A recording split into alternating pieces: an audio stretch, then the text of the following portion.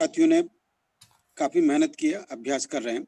एक बहुत अच्छा संकेत मिल रहा है और आज की गवर्नमेंट को और विषमतावादियों को, दलन शोषण करने वालियों को अशोक के शिलालेखों का विवरण और उसका विवेचन, उसका प्लीडिंग करना ही उनके लिए सारे प्रश्नों का उत्तर देना होता है।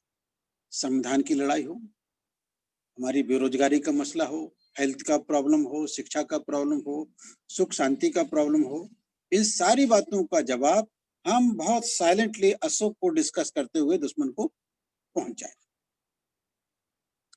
हमें एक भी कंकड़ पत्थर मारने की जरूरत नहीं पड़ेगी, इतनी ताकत है अशोक के अंदर।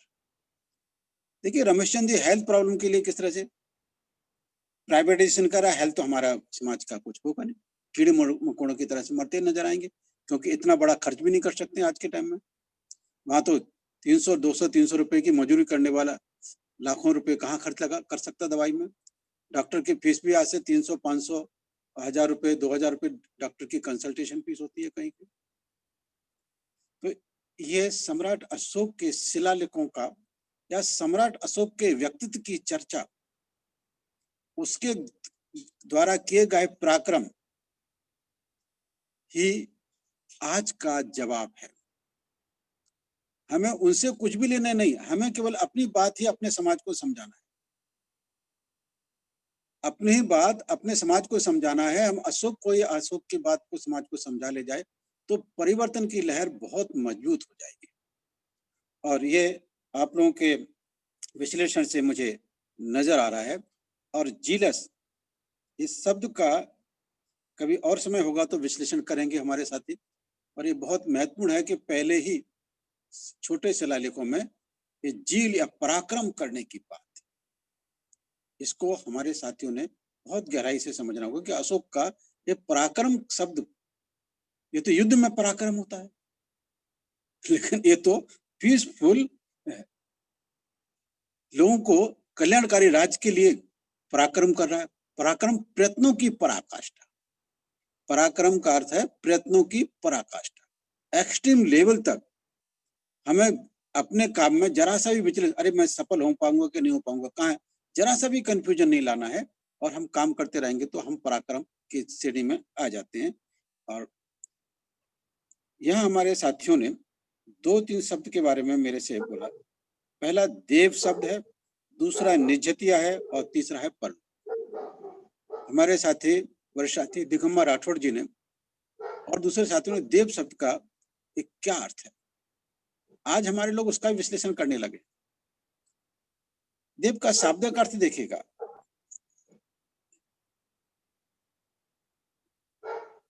राजा अच्छे काम करने वाले राजा की सबसे पहले प्रशंसा कौन करता है?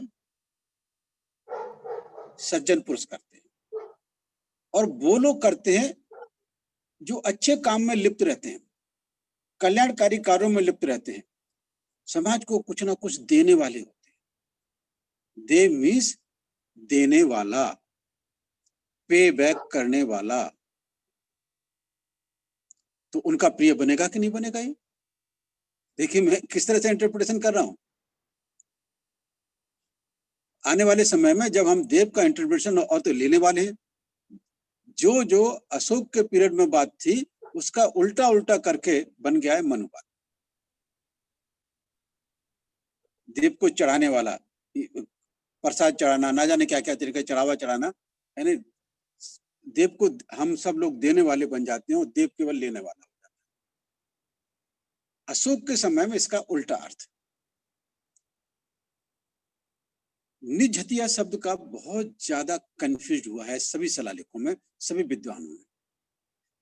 धम्म नियमंचा निज्जतिया, ये दिगंबर राठौड़ जी जिस 7वें स्तंभ लेख की बात कर रहे थे उसमें इस शब्द को सबसे बड़ा शिलालेख है, स्तंभ लेख है। इससे बड़ा और कोई स्तंभ लेख नहीं है, दिल्ली टोपरा का स्तंभ लेख सबसे बड़ा। और इस पर तो हमारी घंटों चर्चा होना चाहिए। मैं आखिर के 2-3 दिन पर विद्वानों से ये कहूंगा कि आप केवल सम्राट अशोक के 7वें स्तंभ लेख पर ही आप चर्चा करो, उसी पर विश्लेषण उसका बेसिक इंटरप्रिटेशन करोगे और बिना शिलालेख को पढ़े हुए, क्या अशोक को सातवें स्तंभ लेख का इतना अभ्यास करना है कि आप उसको यहाँ पे रेफरेंस नहीं लोगे, आपने क्या समझा है उसका इंटरप्रिटेशन करो, आपके माइंड में बैठा कराओगे कि सातवां स्तंभ लेख है क्या।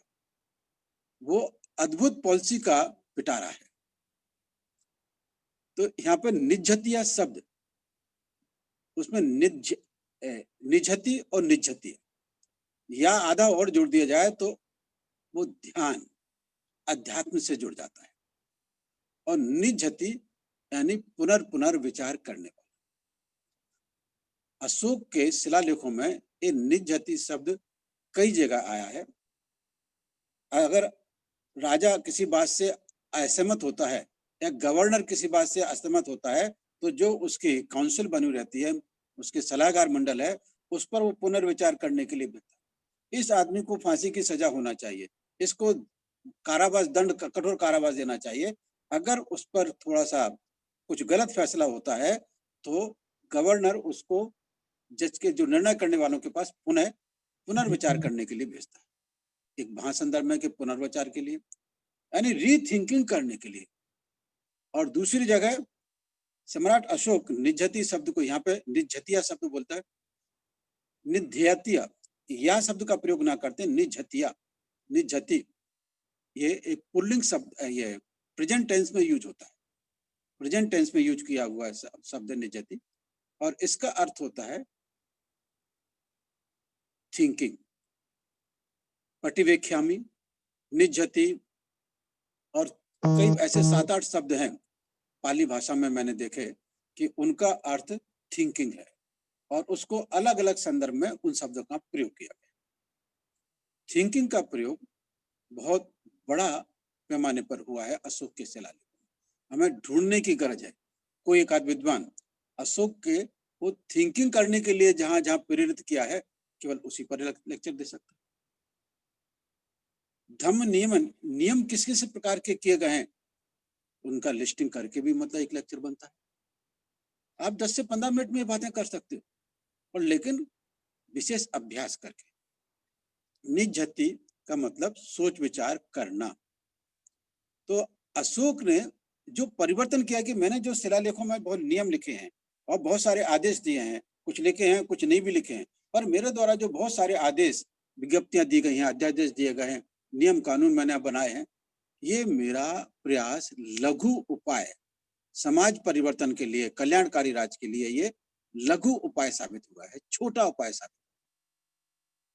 मेरे को जो सबसे बड़ी सफलता मिली है वो इस आधार पर मिली कि जब मैंने लोगों को सोच विचार करने वाला बनाया, उनको रीथिंकिंग करने को लगाया, इंट्रोस्पेक्शन को, इसमें इंट्रोस्पेक्शन और रीथिंकिंग और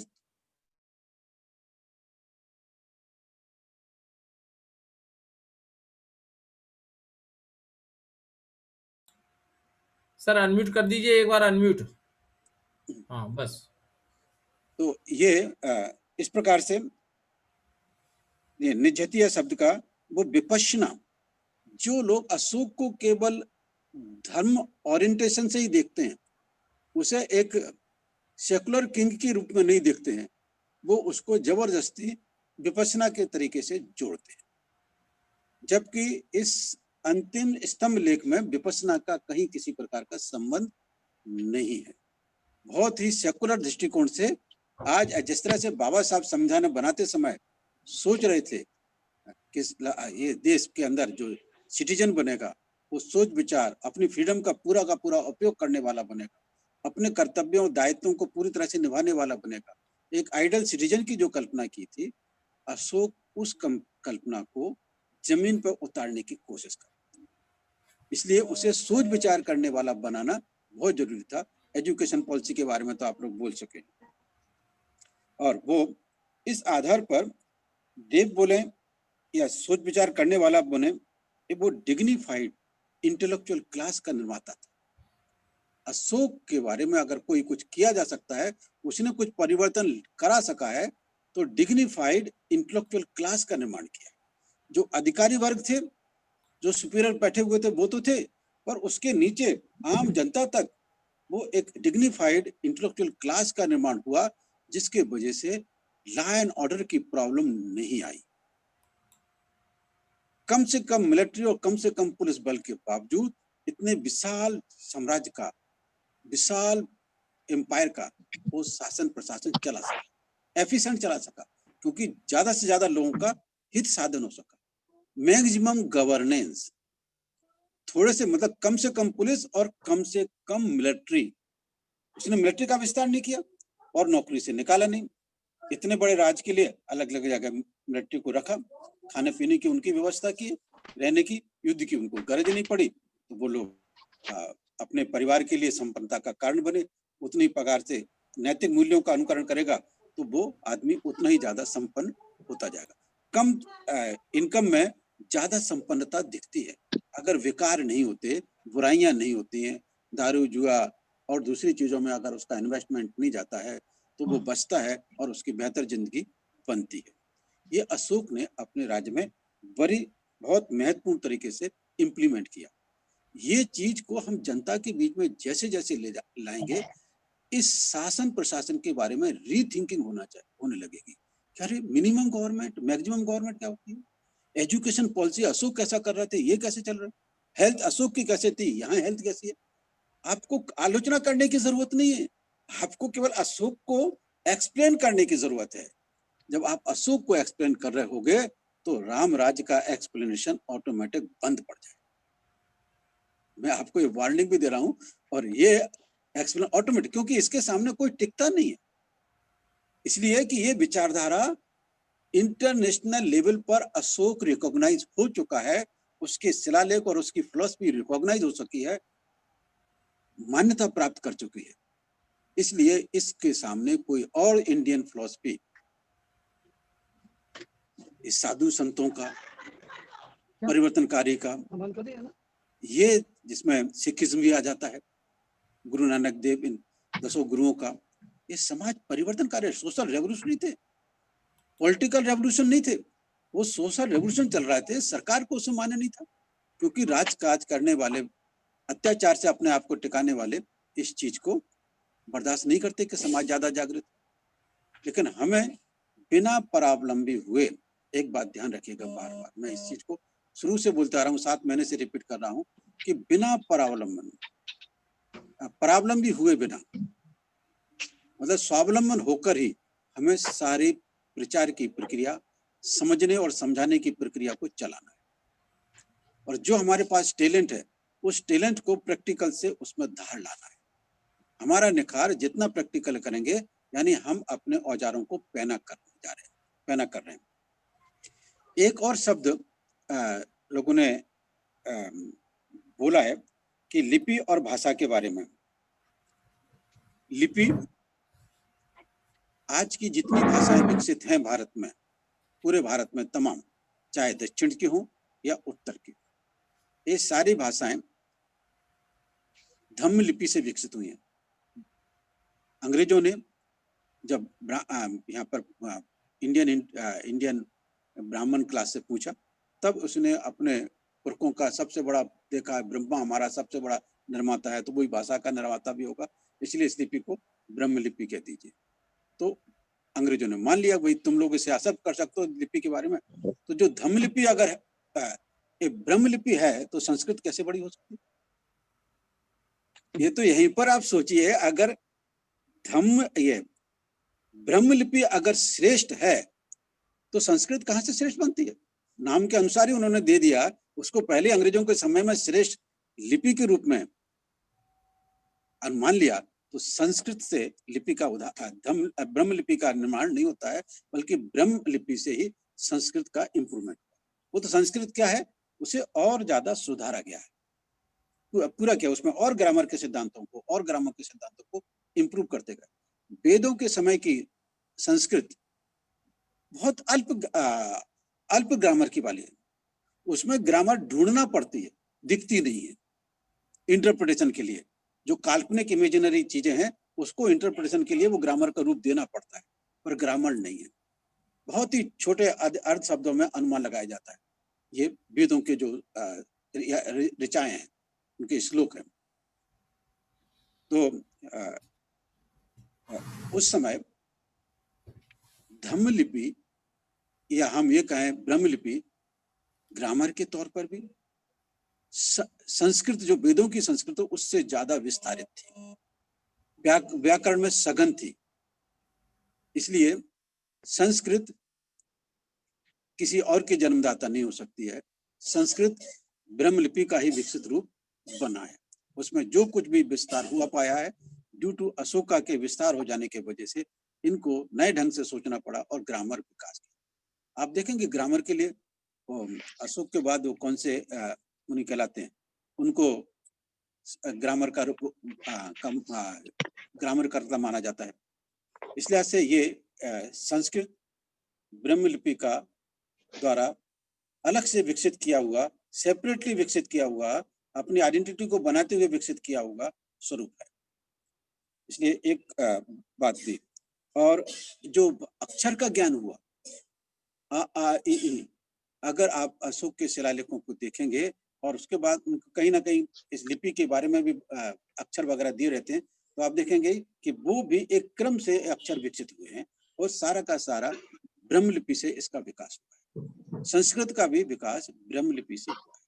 अब हमें जब हम अशोक को समझा रहे होंगे और लोगों में अशोक की मान्यता बढ़ रही होगी, तब फिर कहीं हम कहीं ब्रह्मलिपि और संस्कृत भाषा, अब इसमें आप शाब्दिक अर्थ बताइए कि कौन श्रेष्ठ लगता है।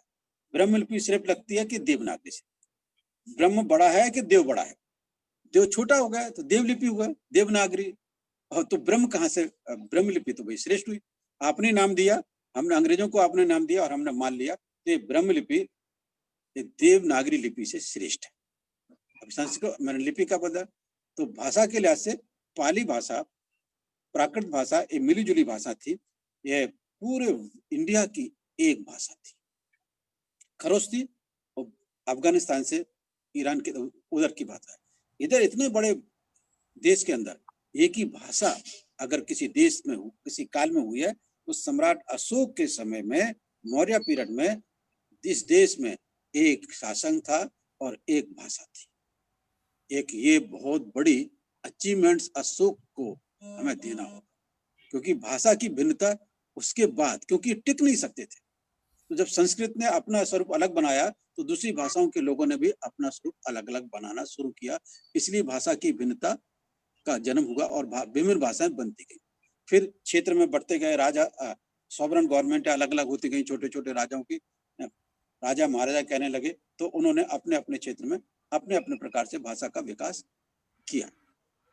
तो अन्य भाषाएं जो विकसित हुई हैं वो क्षेत्रीयतावाद से, आइसोलेशन से, अलगाव से एक छोटे छोटे क्षेत्रों में बढ़ती गई और भाषा विकसित हुई। अब मैथिली का रूप अलग होगा, चंपारण की भाषा अलग होगी, अवध की अलग होगी, रोहिलखंड की अलग होगी, बुंदेलखंड की अलग होगी, पर ये सारे हिंदी के मिले जुले रूप हैं। तो इससे अंदाजा लगता है कि जब ये अशोक का साम्राज्य का खात्मा हुआ, मैं खात्मा बोल रहा हूँ, बहुत बुरी तरह से खात्मा किया, तो पुष्यमित्र शुंग भी बहुत बड़े राज्य का मालिक नहीं था। उसको पाटलिपुत्र छोड़ के उज्जैन को अपने शासन राजधानी बनाना पड़ा। उज्जैन से देश का शासन चला रहा था, पाटलिपुत्र से उसने शासन नहीं चलाया। ये बात भी ध्यान में रखा, आपको समझ में आएगा। तो शिलालेखों का निर्माण किस प्रकार से हुआ, किस प्रकार के विचारों का प्रादुर्भाव हुआ, ये सारी चीजों का गहनताई से अभ्यास करने की गरज है। और इस मूवमेंट को, पे बैक टू सोसाइटी मूवमेंट को, अशोक पर विस्तृत अभ्यास होने की नीड है, क्योंकि ये नीड हम क्रिएट कर रहे हैं और इससे संशोधन की जननी इस देश में स्वस्थ समाज परिवर्तन का आंदोलन विकसित होगा। Thank you very much. इन्हीं शब्दों के साथ अभी मैं शायद 15-16 मिनट ले गया हूँ, 17-18। ओके।